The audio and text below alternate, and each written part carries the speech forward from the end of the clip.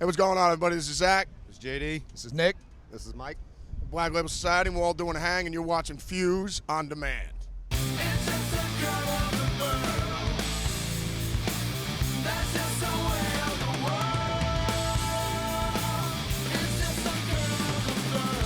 Anyways, we have a new album out, Troy. Yes, I've heard it. What's it called? It's called The Hunter. Is it any good? I give it 4 out of 5 stars. That's decent. Yeah, that's a decent review. You usually don't give 4 stars, and I've never seen you give a 5-star review, so No. that's pretty good. 4.5, which is technically 9 out of 10. So depends on how you reduce. It kind of sounds different to me in a way, like the music on it sounds different. Yeah, I really like the way you approached your drum tracking with the Thanks. bigger, better sounds. It's the best I've ever heard out of you. Yeah. 11 years now. You finally nailed it, my man. Well, kinda. I tried my hardest. I like your bass playing on it. It's probably the best bass playing. Thank I've you. I heard really on tried the to step it Mastodon up a little bit album. and put a little more effort on my bass playing and Cool. the tones of it, and really and simplify my role for the greater good of the song. Yeah, I think this record just seems a lot more fun. I mean, like feels like you guys are like cutting loose. Yeah, A little bit. and you remember a few months ago when you and I sat down and worked on vocal passages and melodies and things? I remember That was that. really cool. I'm glad we did that. I'm glad we did that Because too. I think it paid usually- off in spades. Yeah, you know how you listen to your own record after a long time, and then when it hits the stores and it's out into the world, you might be a little tired of it, not so as excited because you've been living it for the past 8 or 9 I months. could still listen to it. I feel the same way about The Hunter. I really am in love with it still. And I'm not mad at all. I'm not mad about it.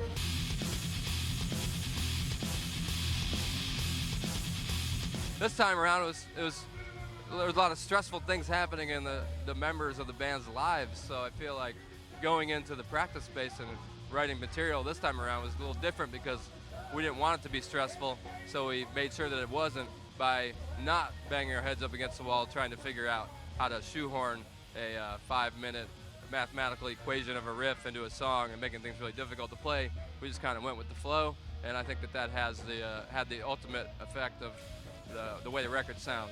Probably the best move we could have made, because it was a lot more relaxing and energetic to go to the practice space this time around. You know why? Because last time, writing a record, it felt like math class.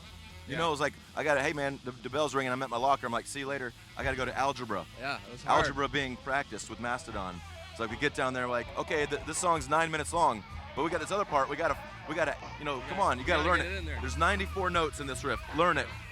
No, I don't want to. Yeah. So this time around was very refreshing and very therapeutic, I believe, man. Yeah, So I'm it was really a lot glad. more fun. We want to be surprised by what we come up with as well, and we want to follow those leads as far as that we can go with them. You know what I mean? And we're not the kind of band that's going to get halfway through writing something and be like, oh, this doesn't sound like us, or this doesn't sound like what the perception of our band is via the fans. You know what I mean? This isn't what people would expect from us, so we shouldn't do it. It's like, if we like it, then we're going to do it. That's pretty much it. It works out. Everything works out in the end.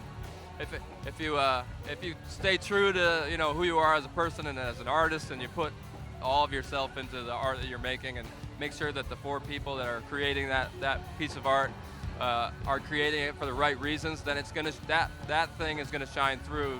I could talk all day long about, I really want to make this really, really brutal, heavy record, that's like Remission, but it's been 10 years since we made that record, and it's that person, the 4 people in the band have completely changed as our taste, and not our taste in music, but just what we want to play, and what comes out just kind of comes out, and that's what it is.